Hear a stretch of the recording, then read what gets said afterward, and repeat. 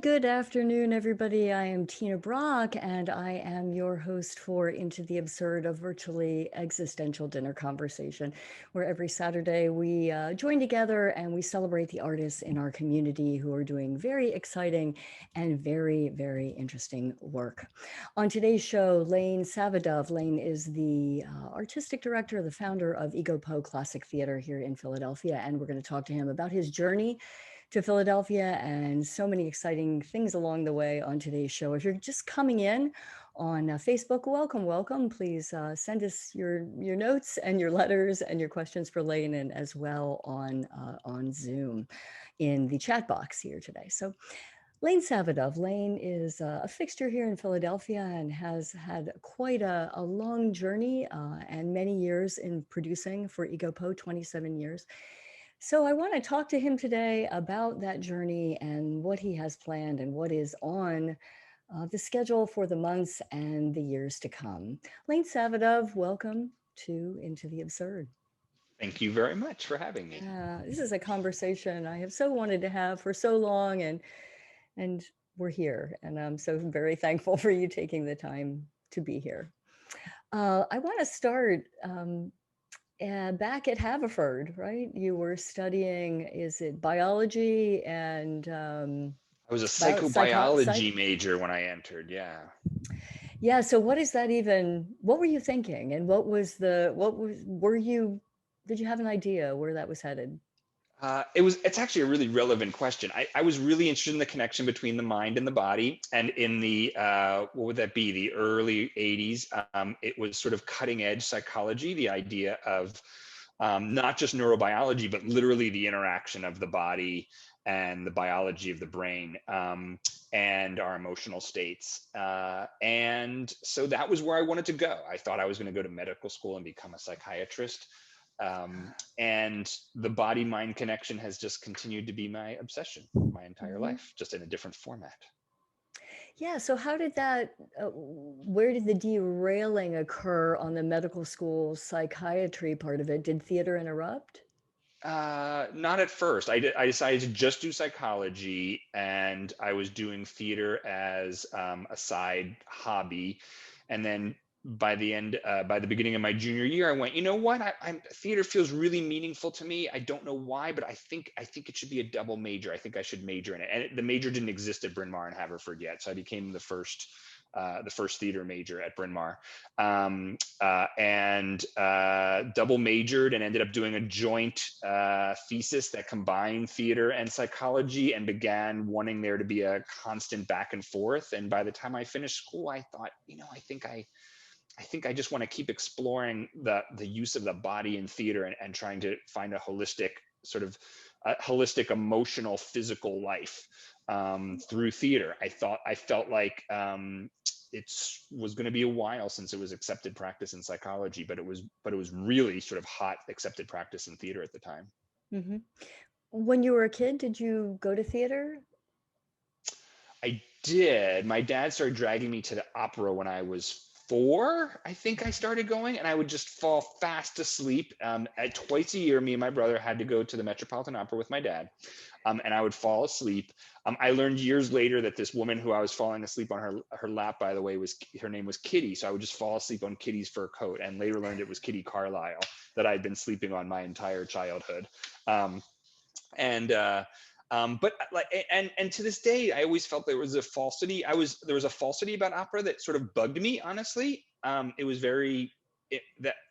my whole childhood going to opera was really important to me. I was very curious about what was going on backstage. I always wanted something real. I was always like, I want behind all these masks. All these guys are acting all the time. What's their life actually like? What's their emotional state actually like? And then my dad started taking me to some weirdo off-Broadway stuff because he wanted to see it, and he was just a single dad, and so he was just pulling me along. And so he took me to Beckett pieces when I was like 10. And so I saw some really outlandish small downtown theater things that just crept into my unconscious, even though it would be years later that I knew I wanted to do theater. Did the Beckett aspect satisfy that psychology that you were looking for? I mean, I was too little back then to know anything. All I knew is that there was a sense of mystery and strangeness and a sense of like an audience Mhm. leaning forward as opposed to an audience leaning back, which in opera you sort of sit back and just let it sort of come to you and wash over you. But Beckett, you got to be, active in there. So it was that forward leaning quality would bubble up again to the surface for me later on. Yeah, that's so interesting to think about. Maybe the theater was the thing that sparked your interest in psychology, maybe, before you even knew it. Yeah, it could be. It could be.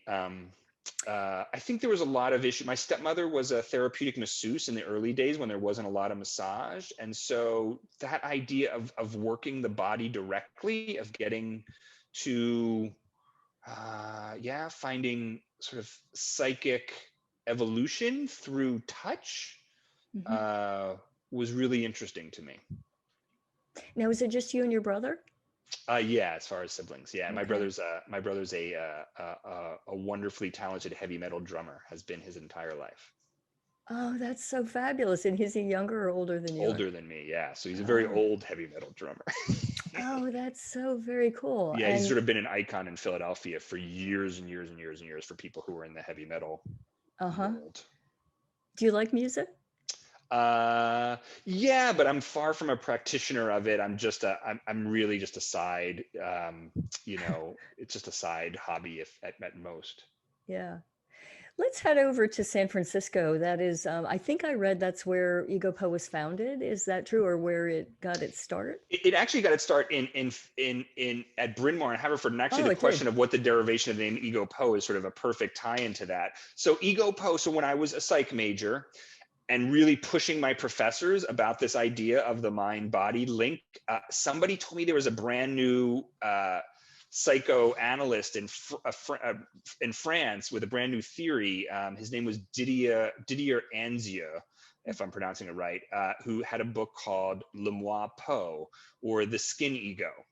And I got really obsessed with that book and that sort of new approach to psychoanalysis, which was the idea that you approach psychoanalysis through the body first, that the ego actually lives in the skin of the body, not in a sort of conceptual framework in an abstract mind, that the abstraction of the mind was actually a problem. It didn't mirror what the body was literally doing. And he posed that memory and thus neuroses and personality live in the skin, live in the muscles and the bones of the body. And I went, oh, that's it. That's what I want to do. That's my thing. And so it was brainstorming away. I was like, oh, well, that changes everything about an approach to acting. That sort of, it literally defuncts method acting. I would later learn that it doesn't actually rebel against Stanislavski. I would go on a long journey to realize what Stanislavski was doing in Russia before method acting was invented, and went, oh, he was on the same path. But so I became obsessed with it in how to pursue that in theater. How can we pursue a method of acting in which the body leads the emotional life instead of the emotional life leading the body? And I posed that we used Didier Anzieux's title in a dorm one night. I was sitting with friends and I was like, we should start making work like between our junior and senior year, I think it was in the summer, we should make work. And I think we should call it, the skin self or something like that. And it became eventually EgoPo, P-E-A-U. And we quickly realized that every time somebody read it, they were saying EgoPu. And so we changed the P-E-A-U, which is the French for skin, to P-O. And that's where the name of the company comes from, is actually from this psychoanalytical theory. And we never did make work while I was an undergrad. We basically created I created the manifesto, I guess, for the company. You manifested the thing. Do you know Bessel van der Kolk's book, The Body Holds the Score? It's a little bit about where trauma gets held in the body, but same idea, that like the memory and the emotion is all struck in the body and it's just in the skin. So where does the San Francisco piece then come in? Did I imagine that, or was there a San Francisco piece? The San Francisco piece comes after that first stop in New York. So that's the beginning of me. The next step after graduating is, going to the theaters that I was in love with. And I worked in New York for about a year and a half before I made the move to San Francisco. Was that the living theater phase, the Judith Malina phase? Let's talk. I really want to hear about your life with Judith Malina. And for people that, I'm sure most people know the living theater, but if not, we'll post some links up there. And you were there at such a ripe time, it sounds like.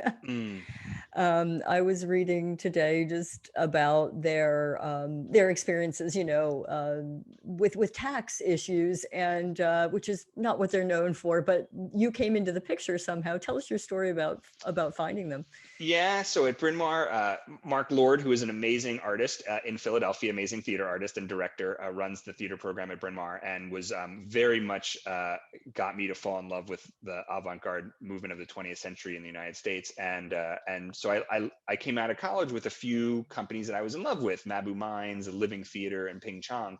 And right before graduation, I realized, oh, the Living Theater was back in the United States now, because they had been exiled for many, many years, kicked out by the IRS. Probably the IRS acting as an agent for other parts of the government that didn't want the Living Theater there, because they were seen as anti-American during early protests movements that they had. So yeah, I went to New York and got off the bus and went to the nearest phone booth and opened up a phone book and looked up the Living Theater.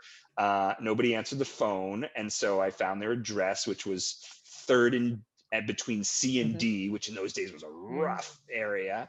And I went and knocked on the door, and an old lady who was sort of bent over, looked a little hunchbacked. And what's weird is I literally thought, oh my God, she reminds me of the Addams Family. The Addams Family sort of popped into my head. She would later be in the movie The Addams Family. And I was, really scared. And, I said, hi, I graduated from Haverford College last week, and I've always been in love with you guys. I'm a big fan, and I would love to do anything that would be helpful to your company for free. You don't have to pay me. Which was silly, because they don't pay anybody. They've never paid anybody. And she walks over, just literally turns around, walks across the room to a desk, opens up a drawer, which is piled high with receipts, and says, do you know anything about nonprofit tax returns? And I said, and my dad was actually a tax attorney in his early life. And so my brain just went, I can figure this out. So I went, sure, yeah. And she goes, great, we're 3.5 years behind on our taxes, and there's not any accounting, and the IRS is threatening to kick us out of the United States again. So can you work on that? And so I spent the next, almost 3 months commuting from Bucks County, Pennsylvania, where I would paint houses in the morning to make money, and then I would hop in my car and drive to the Lower East Side and go to the Living Theater and spend the rest of the afternoon into the night working on their taxes, working on their accounting. And I slowly over the next 6 months went from working on their accounting to them going, hey, Lane, we're doing a street theater piece. Do you want to join? And I went, sure, yeah. And so next thing I knew, I was doing protest theater in Tompkins Square Park, back when the city was trying to burn down the encampments of the homeless encampments in Tompkins Square Park. And so, yeah, I was part of this, suddenly part of this movement to take back Tompkins Square Park. And then I was in a show that they did inside in a small part, and that part got bigger. And then one day Judith asked me to be associate artistic director and just stay on full time at the Living Theater and be her right-hand guy. So, yeah. What do you feel was the sort of biggest takeaway from your time there? Wow. In addition to being more confident about tax matters related to I kept being around people that were just giants in the theater field, and it was sometimes weeks before I knew they were giants. I remember I had become associate artistic director, and little did I know that there were kids at NYU talking about me, and they show up to the theater one night, and they're like, hey, Lane, will you go for a drink with us after the show? We want to know everything. How'd you get into the Living Theater? And, how long have you known them? And I was like, sure, I'll go for a drink with you guys. And the first question they said was, what's it like to hang out with Alan Ginsberg every day? And I was like, I don't know what you're talking. I think you got the wrong person.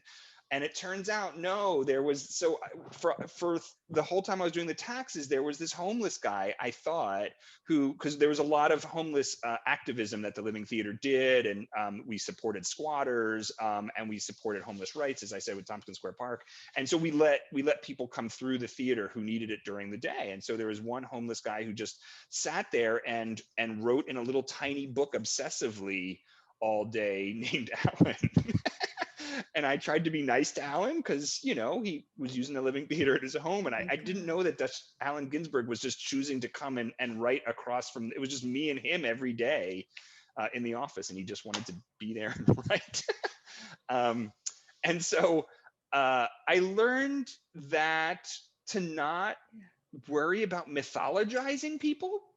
And I learned that theater can be mythologized really easily. Like I would do some crazy scrappy performance that we rehearsed for 2 days for the Living Theater. And then a month later, it would come out in TDR, which was the sort of Tulane Drama Review, was the cool academic magazine. And they lauded as this important world event. I was like, we rehearsed it for 2 days. Like, and so it made me sort of be interested in demystifying avant-garde theater actually, rather than mystifying it, making it really personable and direct and real.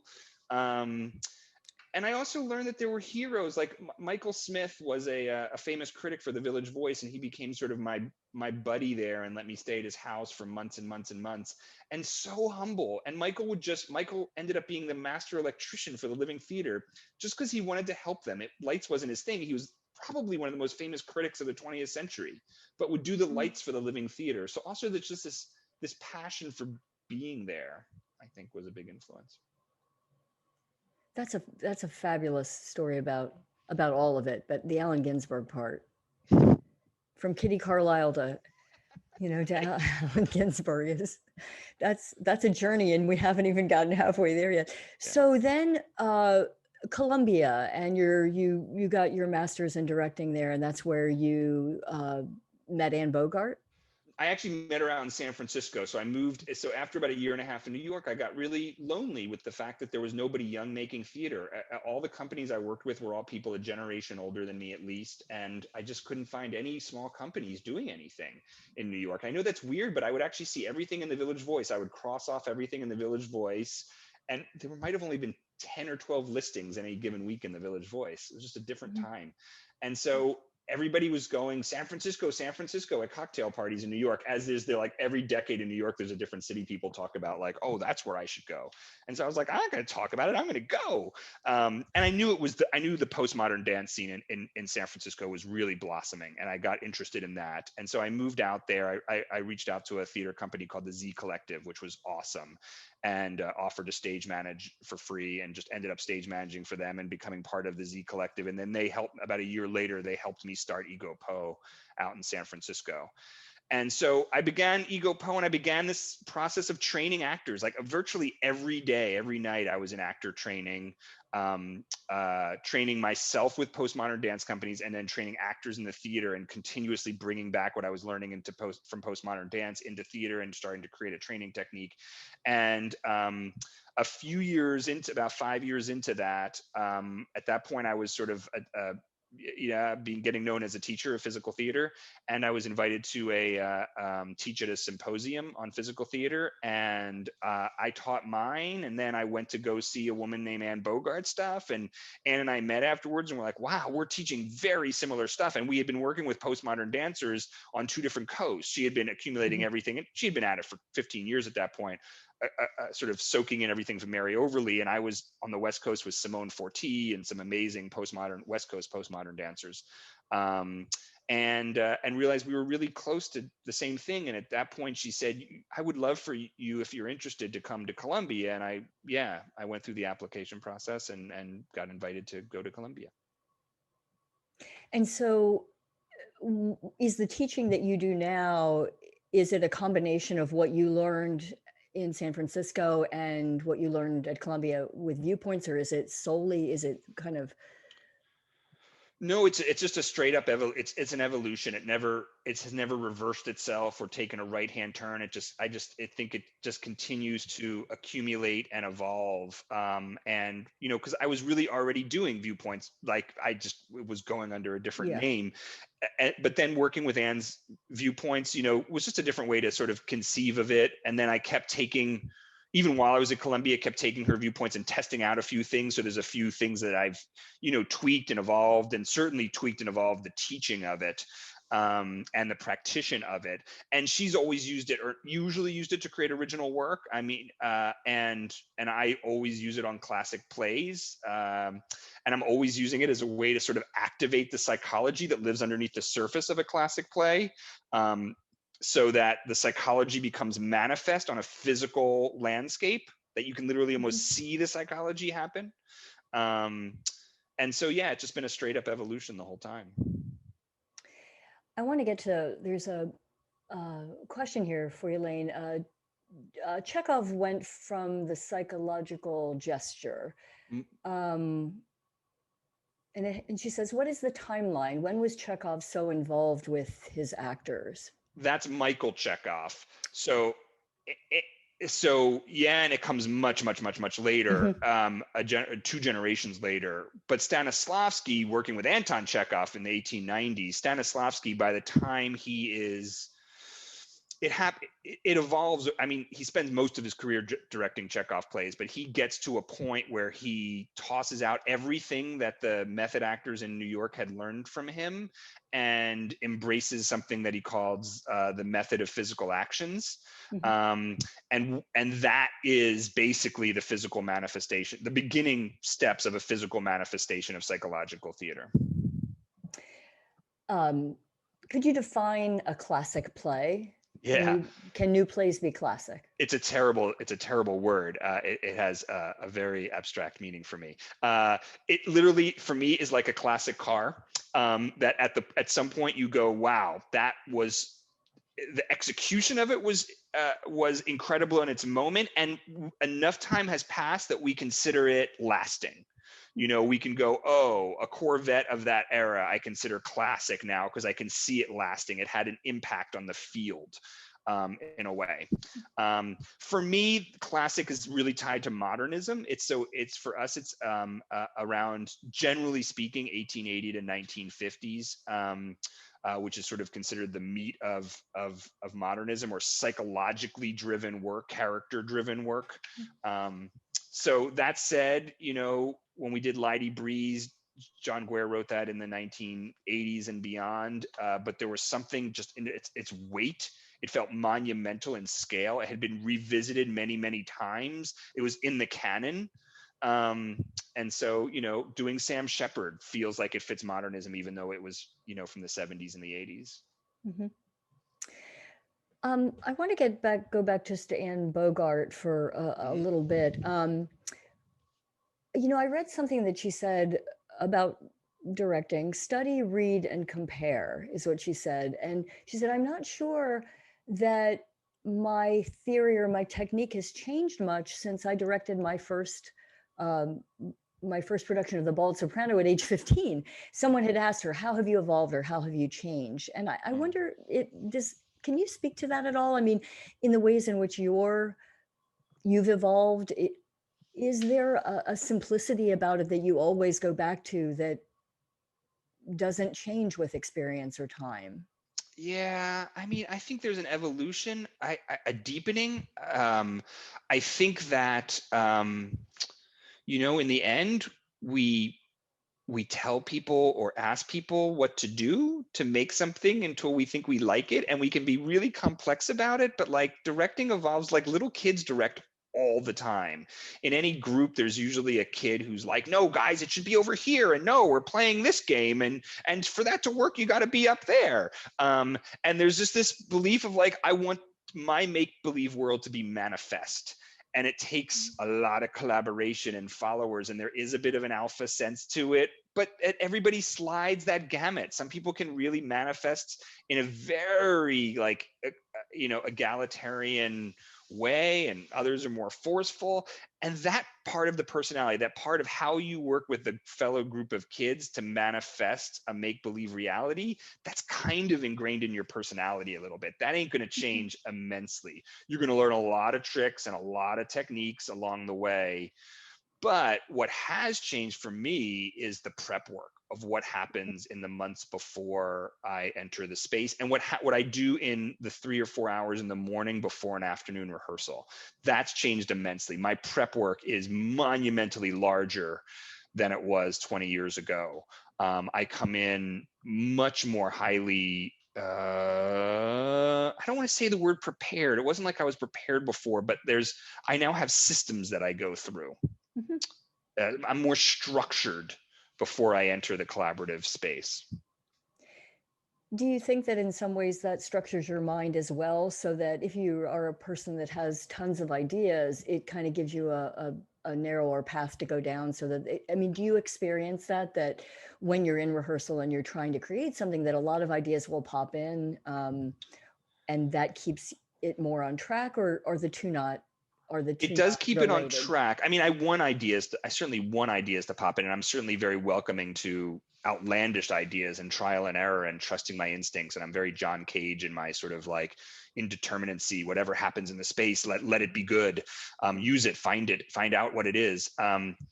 But there's a guide to that, a really strict like map, in which I can test the choices and make sure the choices serve the whole journey. Because in the end, if I'm going to do something like the seagull that you're sitting in front of, I don't want to just have one amazing moment and another great moment over here. I want to feel like I'm uncovering the DNA of the script. And so for me, it's that process of opening the hood and deconstructing the play to find its DNA that I'm more proficient at and deeper at, so that when I start rebuilding the car again, it really is tied to that original DNA, I think. And I'm working deeper down, like I'm deeper into the DNA than maybe I used to be.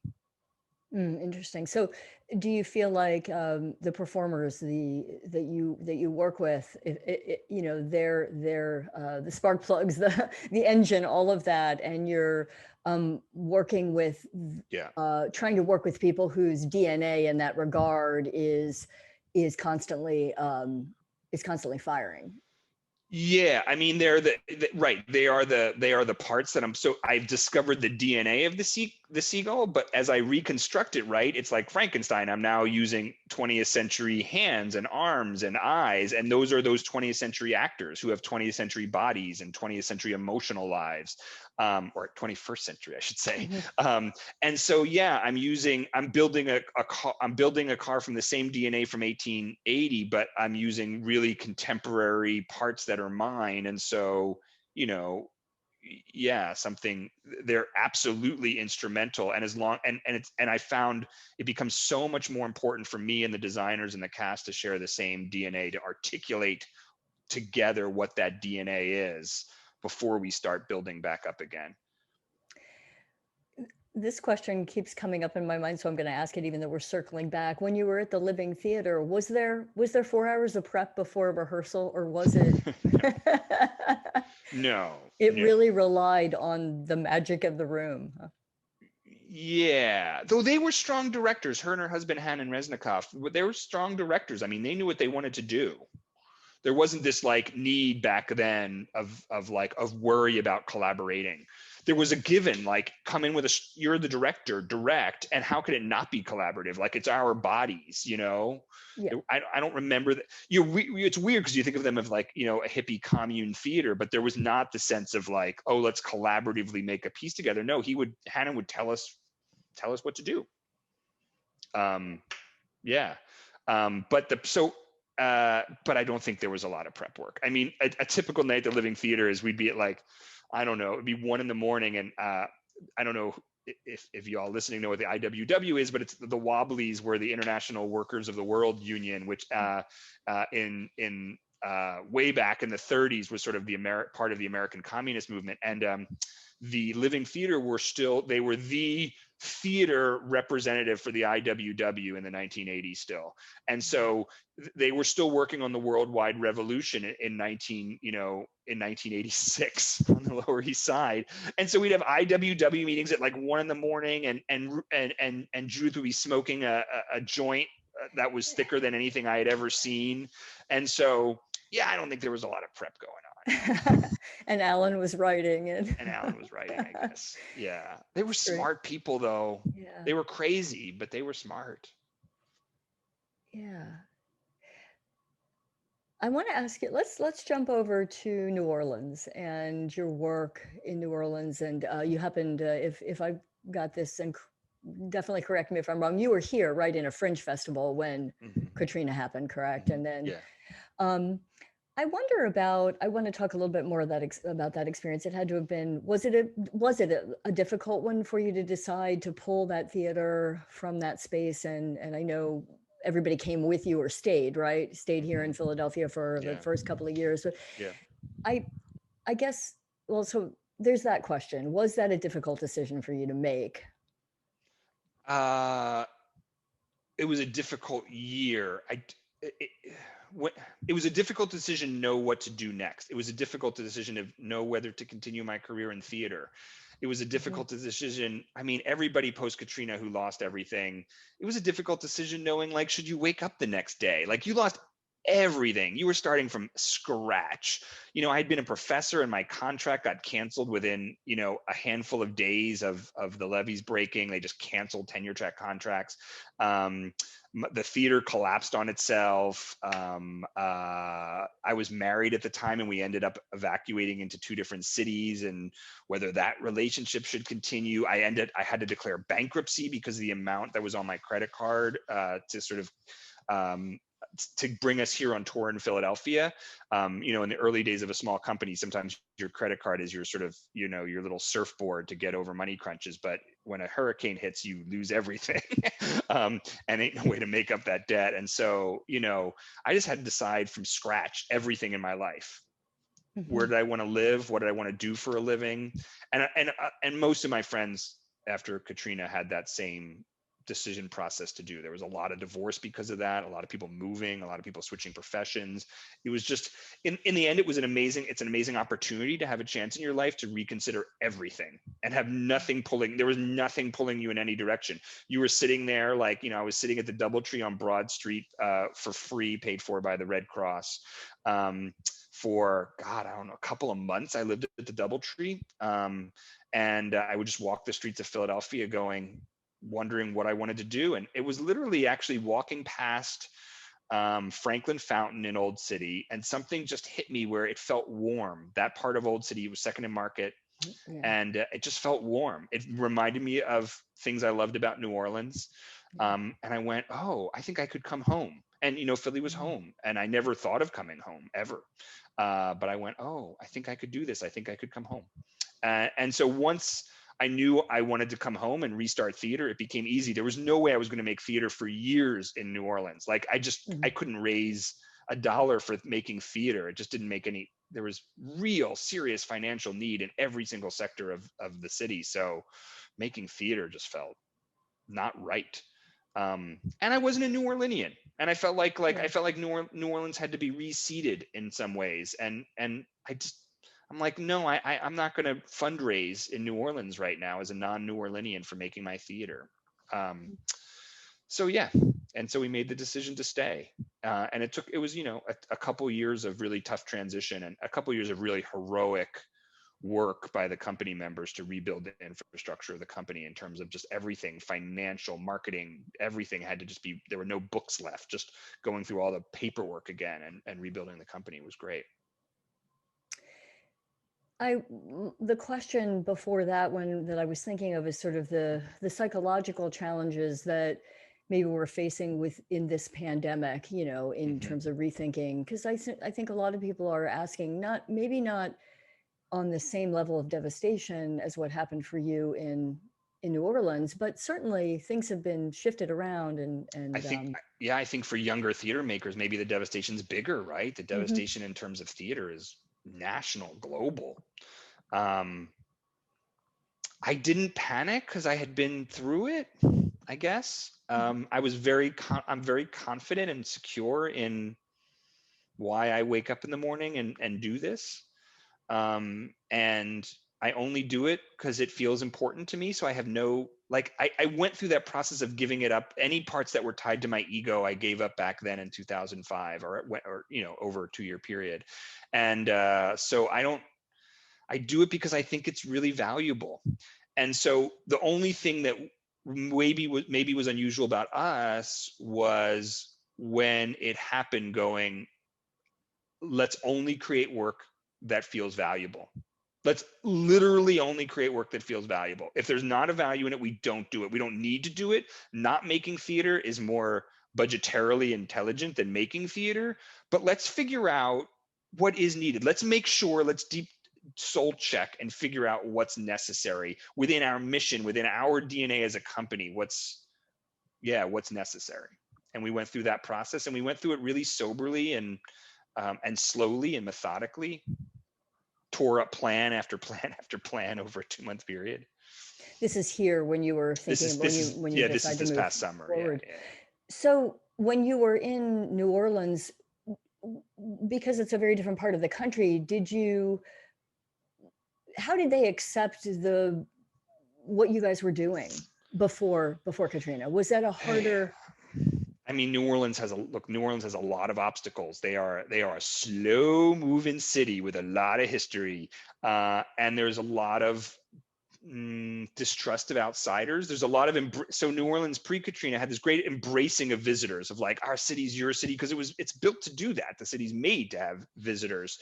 But as soon as you started to stay for a while and started to like carve out your turf, it became clear you were an outsider. I found it difficult to be Jewish in New Orleans. I found it difficult to do avant-garde theater in New Orleans. It's a city that, you know, lived on, you know, cabaret of all kinds, was the sort of dominant theatrical form in New Orleans. And here I'm going to do experimental classic plays. And yet, you know, there was an incredible passion among the acting community there, because there just wasn't a lot of opportunities. And so that was what was really, really fulfilling, is the community that built around EgoPo in New Orleans, in terms of artists, felt great. And we were systematically building a really nice audience over the years. Is there anything along the way, any event or any sort of span of time which you would do differently? Which I would do differently? Yeah, I mean, there's things I would do after Katrina, after the hurricane, that I would do differently. I mean, we were under a lot of stress. I mean, look, I would live every moment of my history going, can I love my colleagues better? Sure. Can I be even more supportive? Can I recognize even more deeply that we all have entire universes of lives outside of this rehearsal room, while still maintaining rigor within the rehearsal room? I like to think that I've been working really hard to be on that journey my whole life, but I never feel like a master of it. I just feel like I'm getting better at it. So I would go back to any point and be like, let me love better. Yeah. That was a very broad question. I think it was related to something that I had read, where when you got back to Philadelphia, you know, or made that choice to stay, you felt very welcomed and people were very generous here. And I thought that I'd read something like, gosh, I could have been here all along. You know, I could have, you know, and I don't mean to, but I just wonder, like, it sounds like you have you do have such a very fabulous, fascinating history of, you know, all that you did. And I wondered, like, if that journey that you were on to San Francisco, do you feel that all of those stops along the way is like contributing to the whole now in a profound way? Would you go back to directing, you know, to get your MFA in directing? Oh yeah. Oh my God. Yeah. That's probably my question, right? It's the best debt accrued of all time. I only have 21 more years of paying off my student loans. And I'm not joking. Yeah, that's probably the question in a very roundabout way. No, I don't As I like I ask don't at my regret that. advanced age, you know? In fact, when I tell my kids about grad school, and not everybody may agree with me, but I'm like, you'll never get those 3 years again. So like, you can't worry about the debt. Like, you just got to study with who you have one chance in a lifetime to study with whoever you want to study with, and choose carefully. Um, uh, no, I mean, I love the journey. San Francisco, I would certainly not take back. I mean, all of the work with the postmodern dancers, like that's my DNA of who I Mhm. am. But like, the fun youth of working with Mabou Mines and the Living Theater, and New Orleans is the tougher one. But New Orleans is where I became like an artistic director. Truly, like it's where I feel like the company really forged, and where I became really confident going, this is something that I want to carry on for years. This is something that, like, the longevity of it is important to me. Mhm. So no, I wouldn't do anything else. And I needed to move. I needed to leave Yeah. Philadelphia and go on a big circle and come back again. It makes me a much better Philadelphian, I think. I want the short film of you in the phone booth with the phone book calling the Living Theater saying, "Hello, could I come do your taxes?" Or not knowing that's what you that would be Richard. By the way, Mabou Mines said this similar thing. So I knocked on the door of Mabou Mines, and they go, "Do you know anything about blood effects?" And I went, sure. And that night I was in my bathtub playing with theatrical blood, trying to make Gloucester's eyeball for this historic production of King Lear that Lee Breuer directed. And Ping Chong, let's talk a little bit about that journey, that piece of the I don't think piece of the about Ping maze. that often, but a big thing for me about Ping is this sense of stillness in his work, this sense of like theater as meditation, theater like sitting in a still gallery looking at paintings. And actually there's a lot of Ping that I keep with me in my heart. I don't think about where it came from, but it came from Ping. He's Does it really gorgeous, like gorgeous director. in Beckett? Is it in And there for that, in that way? oh, yeah, I mean, certainly, certainly I think about the meditative quality in Beckett. Beckett's so hard. I mean, you have to have the beauty and the meditative quality, but at the same time, you have to fiercely fire it up from the inside with like psychological stakes, for me anyway, that I Yeah, need it like sure. absolutely like loaded from the inside out as well. And you're constantly like, you overload the psychology and the piece becomes, yeah, maudlin. You lean too hard in the aesthetic quality of it, and the piece becomes like dead, and so hard. So you're tackling Rockabye in Yeah. the upcoming season. Tell us about, let's get to that in a second and back up and just think about or talk a little bit about the season you have ahead and tell us about it. Yeah, so the big mental flip that we had to do early in the summer was, I said, I won't start making work until we figure out how we see COVID as an opportunity and not an obstacle. Like, what becomes better because of the situation. And it was becoming clearer that we might not be able to be live even outside early, as the summer went on. And so we were constantly gauging what the rules with COVID were in terms of social gathering. And it hit us, who were all, the whole staff, plus Brenna, plus Damien Wallace, who's our artist in residence, all were, villaging a couple days a week to keep brainstorming. And it hit us all that the opportunity lied in the fact that we didn't need anymore to do a show 5 times a week with 100 audience members to meet our budget needs, that the budget was sort of thrown out the window anyway. And that this was an opportunity to remove those shackles and to go back to our DNA a little bit. And I'm very much, there's a part of the vision of EgoPo has to do with something called event theater, which is, theater that sort of like is physically new to experience. The envelope around the theatrical event is new every single time, whether it's walking around the lake on the boardwalk there in Seagull behind you, or, you know, being with Anne Frank in her attic and the actor's not leaving, or, you know, that we're constantly messing with the audience experience, the envelope of it. And I thought, oh, this is a chance. Now we can really do whatever we want in terms of the audience interface.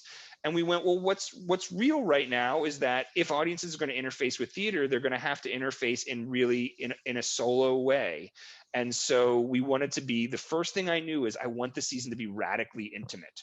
I want it to be really one-on-one in some way.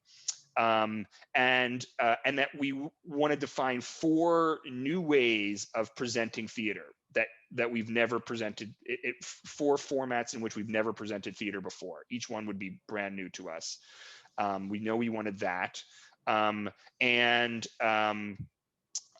then, so we knew what the form was. The form was this radically distant, radically intimate theater. And then I went, oh, and the content.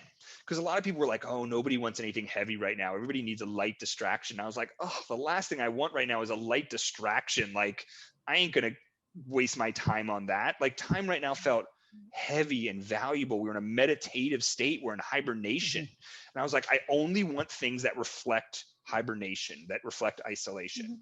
And we then jumped and went, okay, the season's called Isolations.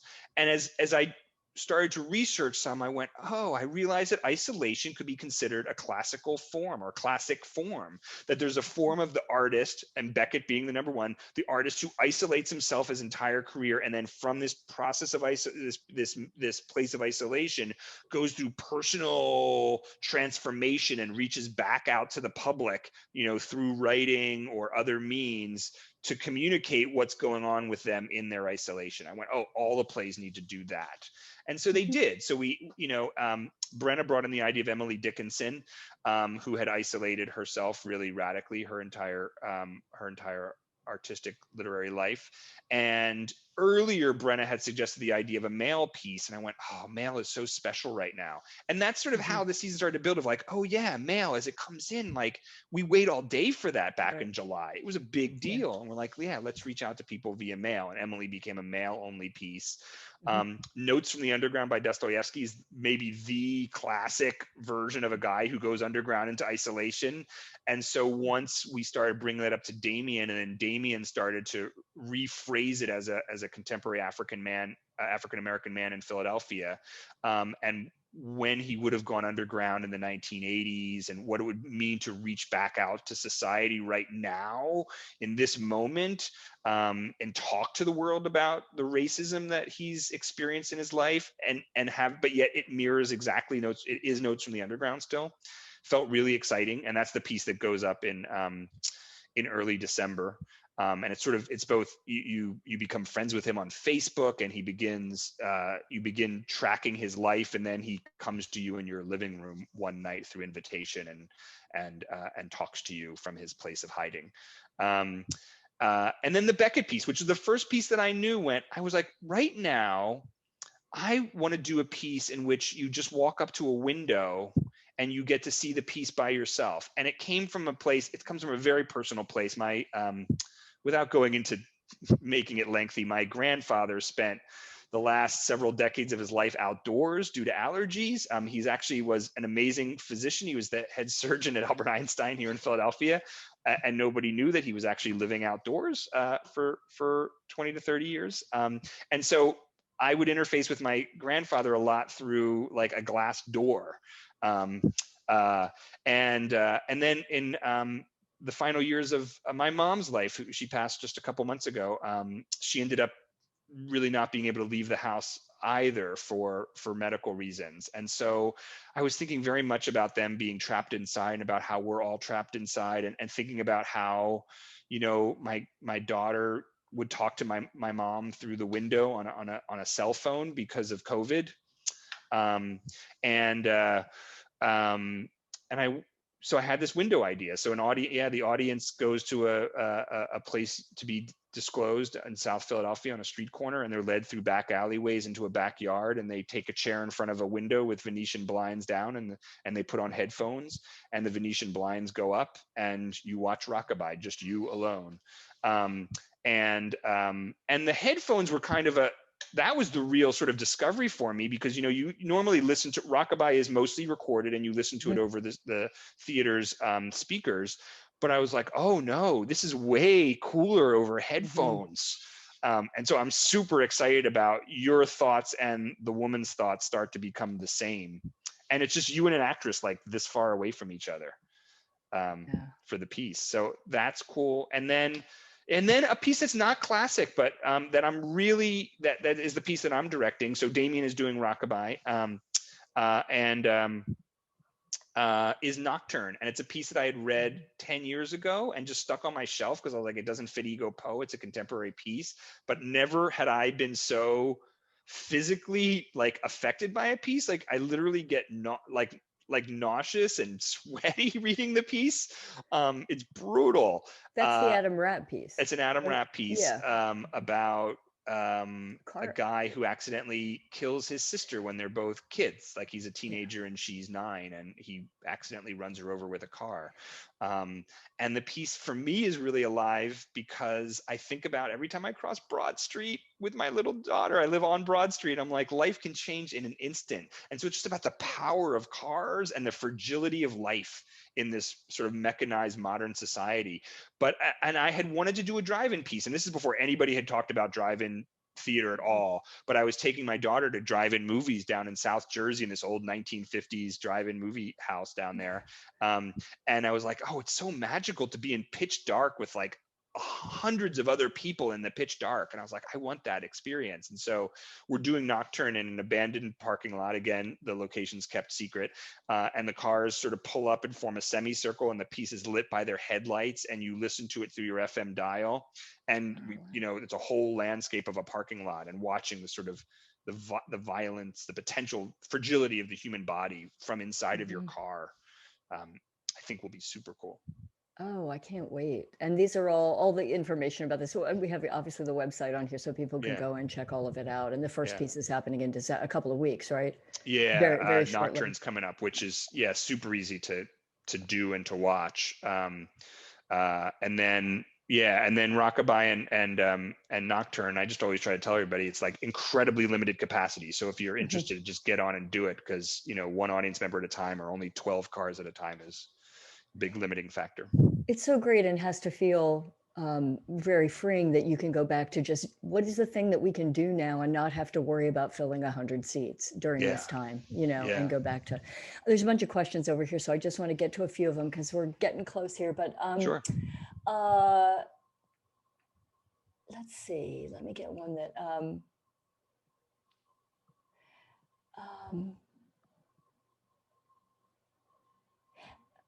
you have shown your daughter so much like what your father did with you. Do you wonder what she'll do? Do you have any, that was a question I had was how has your daughter changed your, you know, how children change our view, but do you have any, like, do you look down and think you see a budding biologist or ballerina? I doubt a budding, I have no idea, but you know, she's been at the theater with us, you know, since she was born, and you know, I would hold her during curtain speeches if she let me, and you know, she does she puts all the brochures out on the seats and does reserve signs, so she loves doing that. Her mom is an actress, and the last thing her mom wants her to do to go into theater. Sometimes there are theater people like us that the last thing they want their kid to do is to go into theater because they know how hard of a life it is. I'm less worried. My life has been a glorious adventure, and I don't mind if she wanted to go into theater, but I also am totally fine if she doesn't. I think she wants to be a rock star right now, and that one feels tough. I'm like, no, don't go the direction my brother went. No. I was gonna say she's got family to talk to about that, right? Let me get a couple of more in here. This is a very a big one, but you have 2 minutes. No, you go as long as you want, Lane. What attracted you to the Lenny Brees trilogy? Well, that's not that hard. So I knew very little about John's work. You know, here I am I'm a classicist, and you know, I don't, you know, contemporary. But you know, as a gig, I got, often associate directing out at the Guthrie Theater in Minneapolis, and I was hired to associate direct a John Guare piece out there. And so I read everything that he had written, and I went, "Oh my God, this guy's amazing!" And I felt ashamed that I didn't know John's work before. And it really, he has, to call his work one thing, it's like 4 different things. But I loved when he would go into this sort of like epic scale Chekhovian worlds. And I learned later that he, you know, he's a huge Chekhov head, and a big influence on him. Yeah, I actually got hired. We were out in Minneapolis, and the day before we opened, we got word that Lydie Brees, that parts 2 and 3 were going to go up at New York Theater Workshop, and John asked me to continue as associate director. And so I immediately flew back to New York and began working on those plays. And for me, what I love about them is they bridge this incredible line between naturalism and really pretty radical expressionism. And it's fluid. It oozes back and forth between the two. And I was like, oh, there's very few directors who can do this. You've got to be really comfortable in psychological realism. And then you've got to be able to go really out there into physical lyricism, almost some dance-like stuff, and be able to go anywhere between those two poles. And so back then I told John, I'm going to do the trilogy someday. I told him that in New York when we were working on it. I was young. I was, you know, right out of grad school. And he's like, you got it. They're yours. I will give them to you first. And then I spent the next 16 years trying to raise the money to do it until the Pew Foundation helped out. And then we could finally do it. That's a great story. All the seeds, you know, all throughout the years. And what keeps you up at night? I get kept up at night about survival things with the company. I get kept up at night about whether a foundation might change its mind about how it spends its $35,000. It's very tough running a nonprofit, and it's very wearing, and you have to find some sort of weirdo spiritual peace, because you can be doing everything right in a season. Everything could be going perfectly. And one foundation decides they're going to switch from funding you at $40,000 to funding you at $15,000. Tiny on their books, monumental for you. You suddenly have to like cancel a show and fire, 20 people and, undo months of work. And, so I get caught up at night when it comes to that. That said, I've tried to undercut that stress by trying to form as secure a financial operation as I can. And I don't mean this to sound shallow, because I actually think when you're sitting under a firm financial footing, your artistic work is free and joyous and unfettered. And it's not, I think people don't realize that theaters are very rarely not feeling fettered by finances while they're making work, while they're literally doing the artistic work. And that includes really big theaters. And so I've been really committed to trying to be very conservative about how we do things financially, so that when there is fluctuations like that we're okay and we don't have to panic. Does your heading the program at Rowan help you in that regard? I mean, does that give you a secure, or is that more psychologically it sort of? I mean, it means I don't have to worry about my own finances, but it's interesting. I never used to stress about my own finances. I just always stressed about the company, as if it was this sort of baby that I was taking care of. So yeah, I mean, on the good side, I've never taken $1 from EgoPo, because it makes it very easy for me. Like, I care more about there being financial stability and artistic freedom than I do. Yeah, I don't. Like I actually relieve my own stress by not ever making money from the company. And I have that freedom because I'm a teacher. And it's a model that happens a lot international. There's a lot of Asia, particularly, but it's true in Western Europe too. There are a lot of directors and theater producers who are fully ensconced at universities in addition to their professional theater work. There's a much more fluid relationship between professional theater and academia in other countries. Well, Lane, I gotta let you have dinner with your family and keep thinking about these 4 shows you've got coming up, which is quite something. I'm excited for all that, and I really appreciate you taking time to be here with us today. And I can't wait to see. We didn't even get to Curse of the Starving Class. I had so many questions about that. That's for next time. But thank you so much for for taking the time. Good luck with everything. And Thank you. It was so nice to have such like open up doors that haven't been opened up in years and years and years. Thank you so much for incredible research into things that I had forgotten about. It was really fun. This idea of Kitty Carlisle and Alan Ginsberg hanging out, I don't know. I'm going to be living with that. And you and the phone, both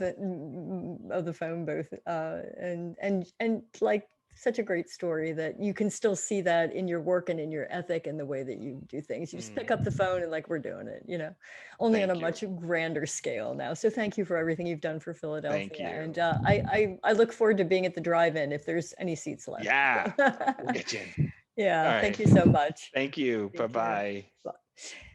And thanks to everybody for being here this evening. I hope you'll be with us next Saturday at 5 p.m. And we're going to talk with John Heon and David McKnight from the Philadelphia Avant-Garde Studies Consortium. And they have a big symposium coming up on, and I'm going to get the title right here if I've got it, Ad Absurdism, the Politics and Poetics of Absurdity in Avant-Garde Thought and Art at the end of the show. I had it in there at the beginning of the show, but 50 minutes is too much to keep in mind. Anyway, I hope you'll be with us next week, and thanks so much. And in the meantime, if you're not on the IRC's mailing list, head right on over there if you're on Facebook and sign up, and you'll keep in touch with everybody who's going to be on the show. In the weeks to come, we're planning on being here, illuminating the work, and we love having you in the conversation. Thanks, and have a very safe week ahead.